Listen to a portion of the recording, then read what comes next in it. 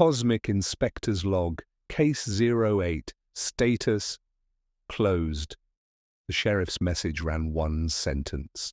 A man has confessed to a murder, and I cannot find the victim, the crime, or the day it happened. I flew out expecting a madman. I found the only witness of my career who was physically incapable of lying. That was the problem. The moon is called Tayt. A drift mine, a settlement bolted to the rock above it, and the kind of sky that makes men careful with each other. 5 weeks before I arrived, a tunneler named Cole touched something at the bottom of a new drift. The incident file is thin and correct, an anomaly, unclassified, in the deep rock. Contact, brief. The company sealed the drift within a day and posted a guard on the seals. Fast work. I have learned to notice fast work. Cole came out of quarantine changed in exactly one respect. He can no longer say a thing that is not true.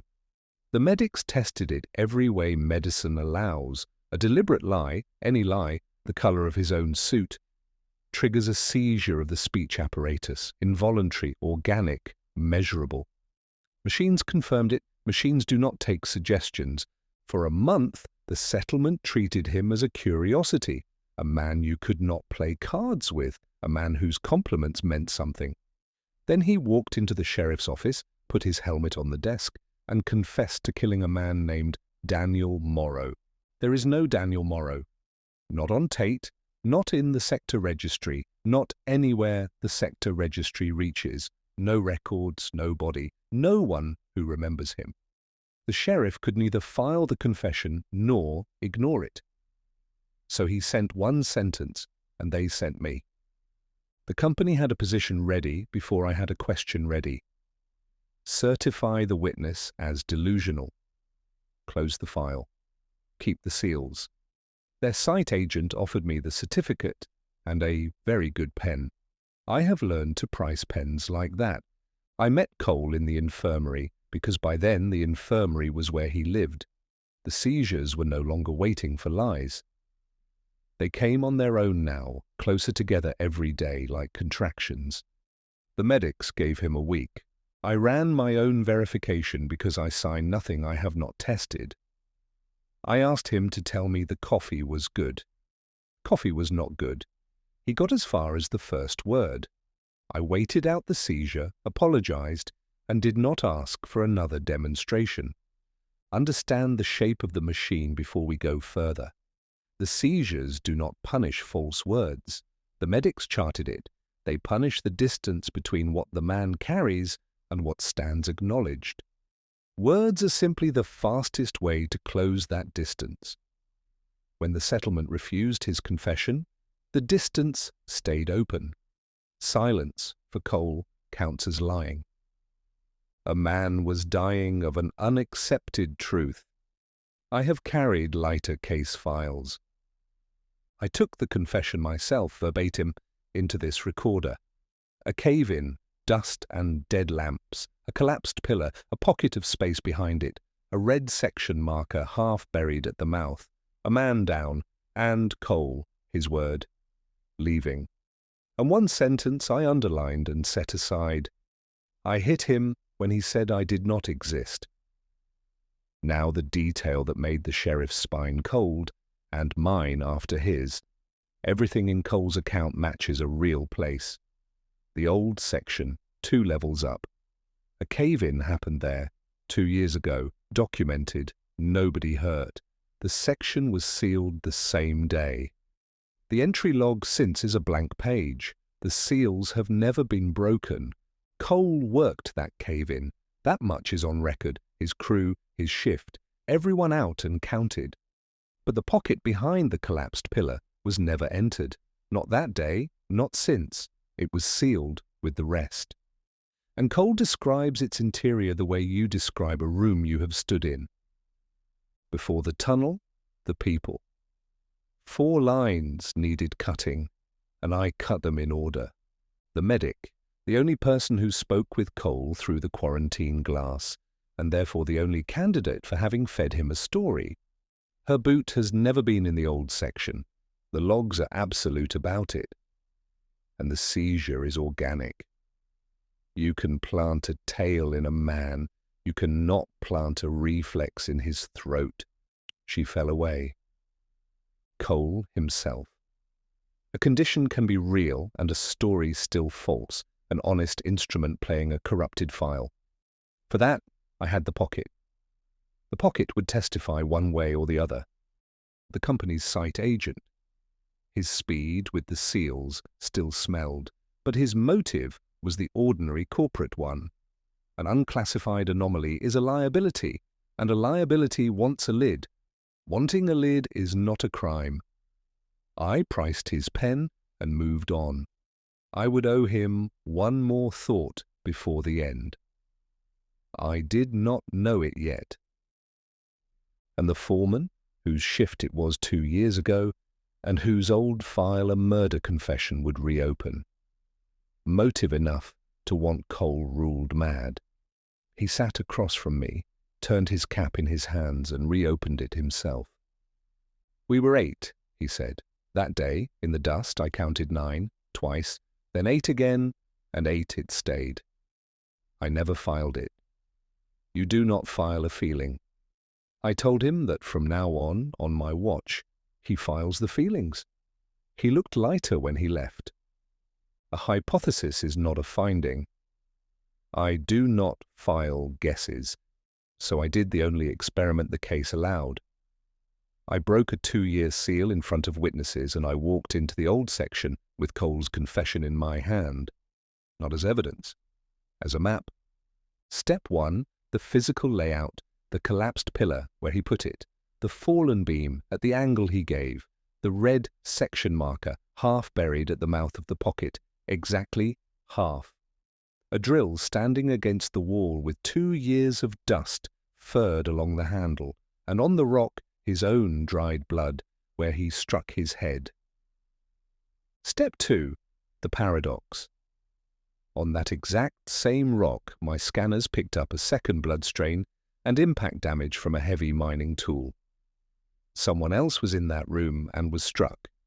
But there were no remains, no tag, no broken suit, and no exit. Absence was the only testimony available, and absence was exact. Step 3. The shift log and sensors. I pulled the automated bulkhead pressure sensors from the day of the cave-in. 8 miners checked in at the surface registry. But the pressure sensor at the tunnel door recorded 9 weight displacements going down into the drift. 9 physical bodies entered. 8 walked out. Step 4, the physics of the anomaly. I tested the deep rock where Cole touched the new drift 5 weeks ago. The resonance readings were unequivocal. It was a temporal fracture field. It does not cause hallucinations. When pressurized by tectonic shifting, it overlaps adjacent quantum timeline states in physical space. Now it assembles. Listen to the geology first, because the geology is the honest part. The anomaly the company sealed 5 weeks ago sits in the deep rock directly beneath the old section. Cave-in 2 years ago did not just drop a pillar, it pressurized the fracture and cracked the roof of that chamber. That day, for 10 minutes, the veil down there was thin. 2 configurations of the same mine occupied the exact same physical space. In Universe A, our universe, the crew was 8, and everyone walked out unharmed. Daniel Morrow was never born here. In Universe B, the crew was 9. The 9th was a tunneler named Daniel Morrow. In that timeline, the pillar came down the same way, the lamps died the same way. And in the dust, Morrow was hurt, and Cole panicked, which returns us to the sentence. I hit him when he said, I did not exist. In the dust, with the veil thin, the hurt man looked up and saw through. Morrow saw a mine where the crew was 8. He saw Cole walking out unharmed in a world that had never heard of Daniel Morrow. Concussed, bleeding, watching his own total absence, he said the truest cruel thing he had left. You do not exist. And Cole, who for one impossible second had seen his own double in the dust, struck him. He did not hit a man for an insult. He hit a mirror for being right. Then the fracture collapsed. Morrow fell back into Universe B and died under his version of the rocks, leaving his blood on our stone. 5 weeks ago, our Cole's new drift touched the chamber itself, and the quantum states in his brain reconciled. He woke up carrying both memories, 2 true lives of one man, one of them containing a crime. But our legal system refused to acknowledge a victim from another jurisdiction, creating an unacknowledged gap that triggered his biological seizures. The law, then, and for once I will praise the law for its narrowness. In this jurisdiction there is no victim, no event, and no crime. The pocket certified that in front of witnesses. I cannot charge a man for a blow that landed in a place our courts cannot name. But a confession that cannot be charged can still be heard, and hearing was the whole cure. I declined the company's certificate first in writing, with the agent watching. Certification declined. Subject is not deluded. Subject is oversupplied with truth. He did not offer me the pen again. Then I invented the form the case needed, as is my habit when the archive runs short. Witness statement, incident occurring in an alternate quantum jurisdiction, taken under oath, accepted into the permanent record. I read it aloud in the infirmary with the sheriff and the medic as witnesses. I stamped it. I put Cole's copy into Cole's hand. His body took 3 days to believe the paperwork. The medic's charts leveled, then fell. On the 4th evening he said an entire sentence about the weather, slowly, the way a man walks on a healed leg. The sentence was true, all his sentences are, but this one cost him nothing.